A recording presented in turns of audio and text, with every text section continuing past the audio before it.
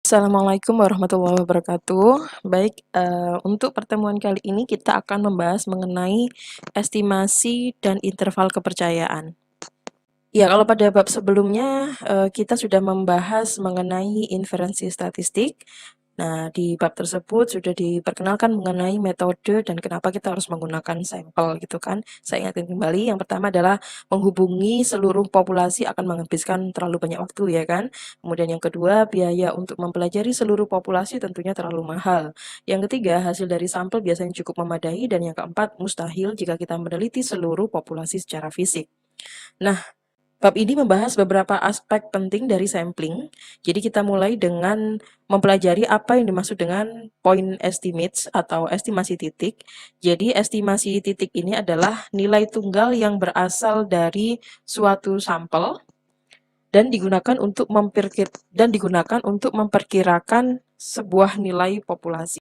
Ini misalnya nih, kita memilih sampel yang terdiri atas 50 eksekutif muda untuk mengetahui berapa jam mereka menghabiskan waktu untuk bekerja selama 1 minggu yang lalu.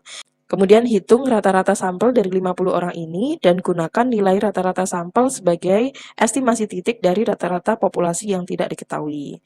Nah, estimasi titik ini merupakan nilai tunggal. Pendekatan yang lebih informatif adalah dengan memberikan suatu kisaran nilai yang kita harapkan akan terjadi pada parameter populasi tertentu. Nah, kisaran inilah yang disebut dengan interval kepercayaan atau confidence interval. Ini adalah beberapa faktor yang mempengaruhi confidence interval. Yang pertama adalah sampling size, kemudian variabilitas dari populasi, dan juga level of confidence. Ya, contohnya kita memperkirakan pendapatan rata-rata per tahun para pekerja bangunan di kawasan New York, Jersey adalah $65.000. Kemudian kisaran perkiraan ini kemungkinan adalah 61.000 sampai 69.000. Dengan menambahkan pernyataan probabilitas, kita dapat menentukan seberapa pasti parameter populasi dapat terjadi dalam interval tersebut. Bahwa kita 90% yakin bahwa pendapatan rata-rata per tahun itu ada di kisaran ini gitu. Nah, informasi yang dikembangkan dari bentuk suatu distribusi sampling rata-rata sampel yaitu X bar kemudian memungkinkan kita untuk mencari interval dengan probabilitas yang lebih spesifik yang mengandung rata-rata populasi mu. Untuk sampel yang berukuran cukup besar, hasil dari teorema limit tengah itu memungkinkan kita untuk menyatakan bahwa yang pertama, 95% rata-rata yang dipilih dari populasi akan berada dalam 1,96 standar deviasi rata-rata populasi mu. Nah, ini kalau kita ingat kembali di teorem nilai tengah ya, kalau sampelnya cukup besar, maka dia ada di sini. Ini adalah 1,96 dan ini adalah min 1,96. Ini untuk area 95% gitu ya. Jadi di daerah sini. Kemudian 99% rata-rata akan berada dalam 2,58 standar deviasi rata-rata populasi. Kalau yang 99% ini ada di 2,58. Ini juga min 2,58. Nah, standar deviasi yang kita bicarakan ini itu merupakan standar deviasi dari distribusi sampling rata-rata sampel. Standar deviasi ini biasanya disebut dengan kesalahan standar ya atau standard error. Interval yang dihitung dengan cara seperti ini disebut dengan interval kepercayaan 95% atau 95% confidence interval. Kemudian yang satunya tadi, yang ini adalah interval kepercayaan 99%. Nah, dari manakah diperoleh nilai 1,96 dan 2,58 ini? Angka 95% dan 99% mengacu pada persentase interval dengan kesamaan bentuk yang memuat parameter yang sedang diperkirakan. Nah, nilai 95% ini merujuk pada 95% data yang terletak di tengah-tengah distribusi. Oleh karena itu, sisa 5%-nya kita bagi 2 di antara kedua ujung. Nah, kita gunakan untuk mencari nilai 1,96 dan 2,58 ini kita gunakan tabel Z di sini. Nah, kita cari 0,475.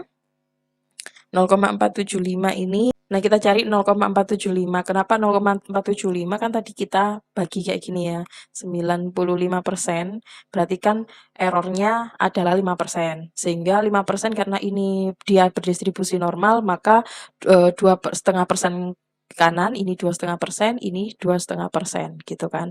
Nah, ketika 2,5% berarti ini kan ingat teori limit tengah ini kan 0,5 ya, 50% ya. 50% dikurangi 2,5% kan 47,5%. Sehingga kita mencari 475. Kita cari angka yang mendekati 0,475 dan ini exactly ada, maka kita tarik ke atas sama ke sampingnya. Oh, ternyata ketemunya adalah 1,96. Kayak gitu. Nah, dari mana kita menentukan interval kepercayaan 95%? Lebar interval ini ditentukan oleh tingkat kepercayaan dan ukuran kesalahan standar dari rata-rata. Kemudian kesalahan standar dari rata-rata, ini rumusnya adalah X sama dengan per akar N. Selain tabel Z, kita juga mengenal adanya distribusi T.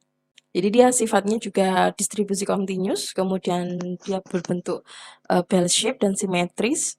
Kemudian tidak hanya terdapat satu distribusi T, melainkan satu keluarga distribusi T. Seluruh distribusi T memiliki rata-rata 0, tetapi standar deviasinya berbeda sesuai dengan N ukuran sampelnya. Kemudian distribusi T lebih lebar dan datar pada bagian tengahnya dibandingkan dengan distribusi normal. Nah ini ya, ini tabel ini distribusi Z, kemudian ini distribusi T, dia hampir mirip, cuman yang distribusi T ini dia lebih melebar dan datar. Nah, kenapa saat pengukuran sampel meningkat, distribusi T ini akan mendekati distribusi normal baku? Kan ini punyanya sampel ya.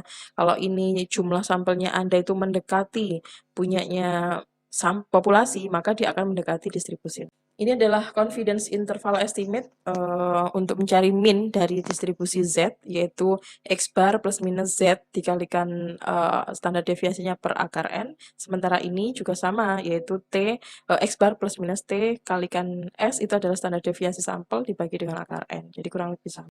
Nah ini kapan kita menggunakan distribusi T, kapan kita menggunakan distribusi Z, apakah asumsi populasinya normal? Jika populasinya diketahui standar deviasinya, kalau ya, kita gunakan Z, kalau tidak, kita gunakan T, karena T itu kan punyanya sampel, sehingga digunakan untuk mengestimasi populasi. Sebuah perusahaan pembuat ban bermaksud mengikuti masa pakai ban yang diproduksinya. Sampel terdiri dari 10 ban sejauh 50.000 miles, dan hasilnya menunjukkan bahwa masa pakai rata-rata dari sampelnya memiliki ketebalan jejak 0,32 inch dengan standar deviasinya 0,09 inch. Buatlah interval kepercayaan 95% untuk rata-rata populasinya. Apakah masuk akal jika pabrik tersebut menyimpulkan bahwa setelah penggunaan 50.000 miles, rata-rata populasinya masih memiliki ketebalan jejak 0,3 inch. Nah, ini bisa kita ketahui bahwa jumlah N-nya, jumlah sampelnya di sini adalah 10, kemudian X bar-nya adalah 0,32 dari sini ya. Kemudian standar deviasinya adalah 0,09. Nah, kita masukkan di sini.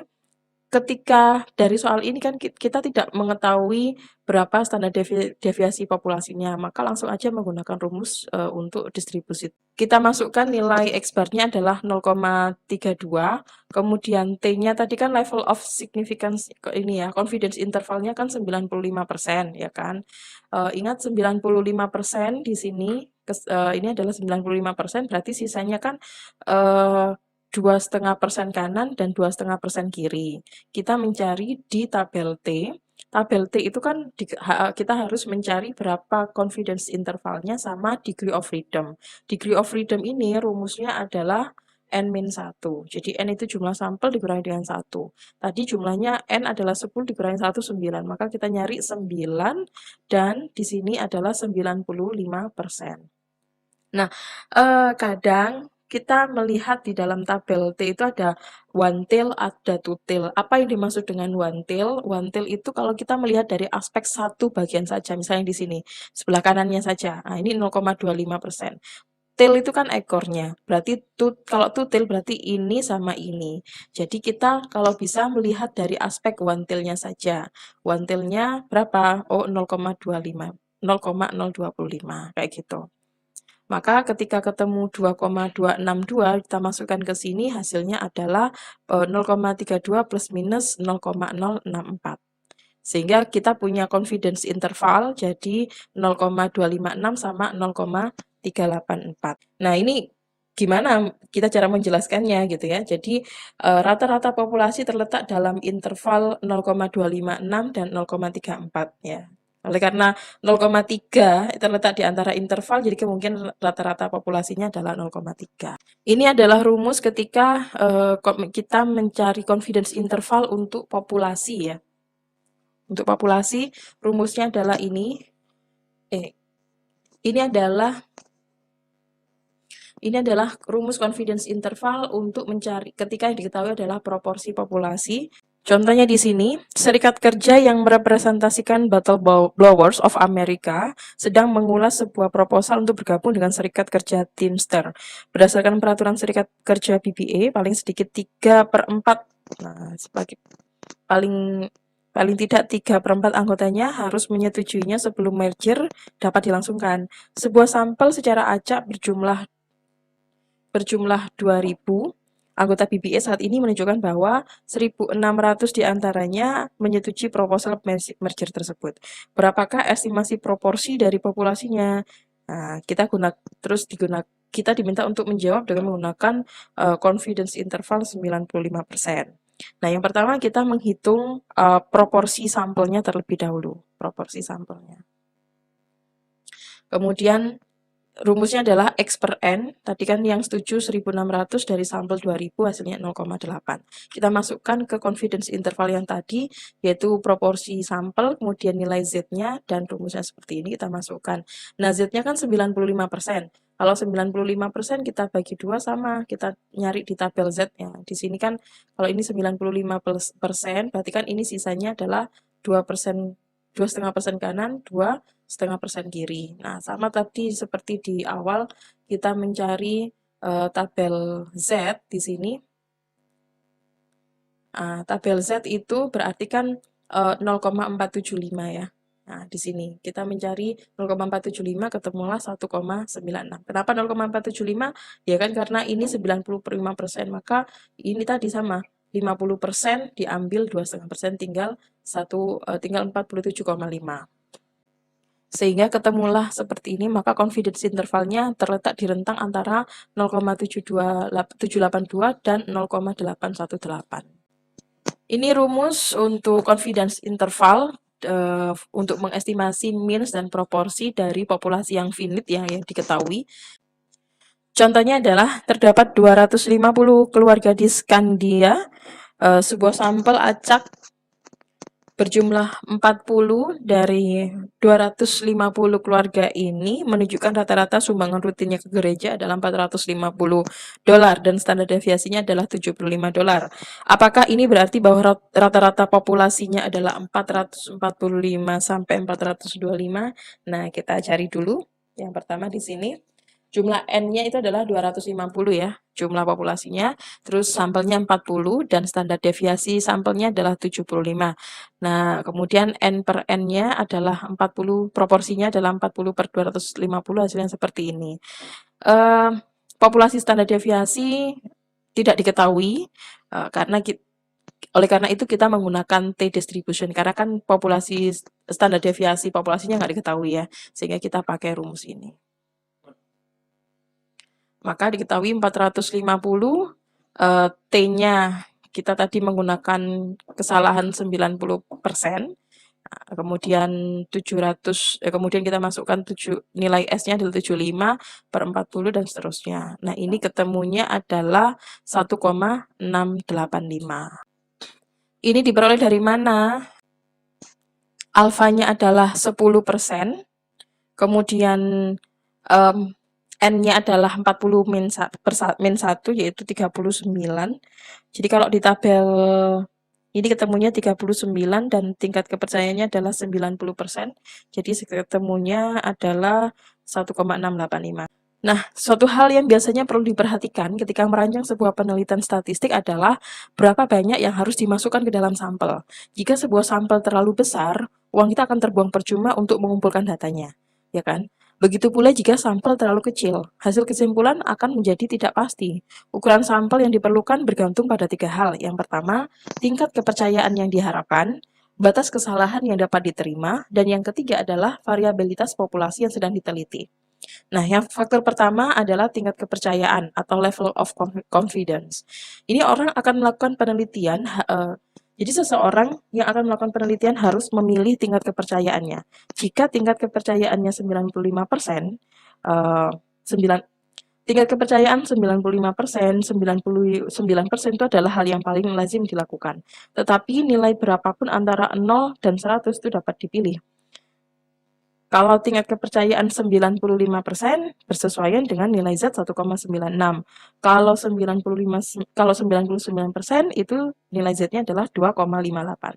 Semakin tinggi tingkat kepercayaan yang dipilih, harus semakin besar ukuran sampelnya. Kemudian faktor yang kedua adalah kesalahan yang diizinkan atau allowable error. Maksimal kesalahan yang diizinkan dilambangkan dengan E. Adalah jumlah yang ditambahkan pada dan dikurangkan dari rata-rata sampel untuk menentukan nilai akhir dari interval kepercayaan. Ya, jadi ini adalah jumlah kesalahan yang dapat ditoleransi oleh pihak yang melakukan penelitiannya. Lebarnya adalah sebesar setengah dari interval kepercayaan yang bersesuaian. Jadi suatu nilai yang kecil untuk kesalahan yang diizinkan akan membutuhkan sebuah sampel yang semakin besar pula. Jika nilainya semakin besar, maka sampelnya boleh saja kecil. Kemudian faktor ketiga dalam menentukan ukuran sampel adalah standar deviasi dari populasi. Jika populasi tersebut tersebar secara luas, dibutuhkan sampel yang besar. Di sisi lain, jika populasinya terkonsentrasi atau homogen, maka ukuran sampel yang dibutuhkan lebih kecil. Jadi sangat penting untuk menggunakan estimasi dalam standar deviasi populasi. Ini adalah 3 saran ya untuk mendapatkan estimasi tersebut. Yang pertama, gunakan sebuah penelitian perbandingan. Nah, gunakan pendekatan ini jika tersedia sebuah estimasi dari dispersi yang diperoleh dari penelitian yang lain. Ini akan menjadi sangat membantu kita. Asumsikan kita ingin memperkirakan jumlah jam kerja setiap minggu para pekerja pengumpul sampah. Informasi dari badan federal atau negara bagian tertentu yang secara teratur mengambil sampel tenaga kerja akan sangat bermanfaat loh untuk menyediakan sebuah estimasi dari standar deviasi. Jika standar deviasi yang didapatkan dari penelitian sebelumnya dapat dipercaya, maka standar deviasi tersebut dapat kita gunakan untuk penelitian kita. Kemudian yang kedua adalah gunakan sebuah pendekatan berbasis jangkauan. Nah, untuk menggunakan pendekatan ini, kita perlu mengetahui atau memiliki sebuah perkiraan nilai terbesar dan terkecil dalam populasi. Nah, ingat di materi sebelumnya bahwa sebenarnya semua pengamatan dapat dibagi ke dalam plus atau minus 3 standar deviasi dari rata-rata, ya kan? Dari dulu materi yang ini awal, kita membahas 1 standar deviasi, 2 standar deviasi, 3 standar deviasi itu. Kemudian dengan asumsi distribusinya mengikuti distribusi normal. Jadi jarak antara nilai terkecil dan nilai terbesar adalah 6 standar deviasi. Kita nih ya, 6 standar deviasi kan ini jarak nilai terkecil dan nilai terbesarnya 3 dan 3, jadi 6 standar deviasi. Kita harus mengestimasi standar deviasinya sebesar 1/6 dari jangkauan. Jadi sebagai contoh, direktur operasional di bank suatu universitas ingin memperkirakan jumlah cek setiap bulan dari mahasiswa. Ia meyakini bahwa distribusi jumlah cek yang ditulis mengikuti distribusi normal. Jumlah cek yang paling rendah dalam 1 bulan adalah 2 dan yang paling tinggi adalah 50. Jangkauan jumlah cek yang ditulis setiap bulan adalah 48, ya kan? Di sini selisihnya. Perkiraan standar deviasinya adalah 8 cek, diperoleh dari mana? Yaitu 48 dibagi 6. Jadinya 8. Nah, ini standar deviasinya kurang lebih seperti itu. Kemudian yang ketiga, lakukan sebuah penelitian awal. Ya, ini semacam pilot study gitu ya. Ini adalah metode yang paling umum. Asumsikan kita memperkirakan jumlah jam kerja per minggu oleh mahasiswa di College of Business of University of Texas. Untuk menguji validitas kuesioner, kita akan menerapkannya pada suatu sampel mahasiswa yang jumlah sedikit. Dari sampel ini kita bisa menghitung standar deviasi jumlah jam kerja dan menggunakan nilai ini untuk menentukan ukuran sampel yang tepat. Jadi kita dapat menjelaskan interaksi antara ketiga faktor ini dengan ukuran sampel dengan rumus E sama dengan Z dikalikan to per akar N. Kayak gini. Di mana E ini adalah kesalahan maksimal yang diizinkan, kemudian Z adalah nilai normal standar, kemudian to adalah standar deviasi populasi, dan N adalah jumlah sampel. Contohnya, seorang mahasiswa jurusan administrasi negara ingin mengetahui rata-rata dari jumlah pendapatan setiap bulan anggota Dewan Kota. Kesalahan estimasi rata-ratanya adalah kurang dari $100 dengan tingkat kepercayaan 95%. Mahasiswa ini menemukan sebuah laporan oleh Departemen Tenaga Kerja yang telah memperkirakan standar deviasinya adalah sebesar 1000. Berapakah ukuran sampel yang diperlukan? Nah, ini kita masukkan saja nilai Z-nya adalah 1,96 diperoleh dari tadi yang 95% kan nilainya segini ya, kita udah cari sebelum-sebelumnya. Kemudian standar deviasinya dari penelitian yang lain itu diketahui 1000 dan di sini nilai maksimum allowable error-nya, jadi nilai maksimum yang kesalahan yang bisa ditoleransi itu adalah $100. Maka ketemunya adalah 385. Ini untuk mencari nilai sampelnya. Contohnya, sebuah penelitian dalam contoh sebelumnya juga memperkirakan proporsi kota-kota yang ada kolektor sampah swastanya. Mahasiswa ini ingin batas kesalahannya berada dalam 0,1 dari proporsi populasi. Ya, jadi ini ada keinginan di situ. Berdasarkan penelitian sebelumnya, tingkat kepercayaan diharapkan adalah 90% dan tidak ada estimasi yang tersedia untuk proporsi populasi. Ya, ini bedanya dengan yang sebelumnya. Maka berapa rumusnya? Kita menggunakan rumus yang tadi, yang ini. Dan kita gunakan rumus yang ini, kita masukkan, hasilnya adalah, nah ini rumusnya, di mana proporsinya di sini adalah 0,5. Karena tidak ada estimasi proporsi populasi yang tersedia, kita gunakan aja 0,5.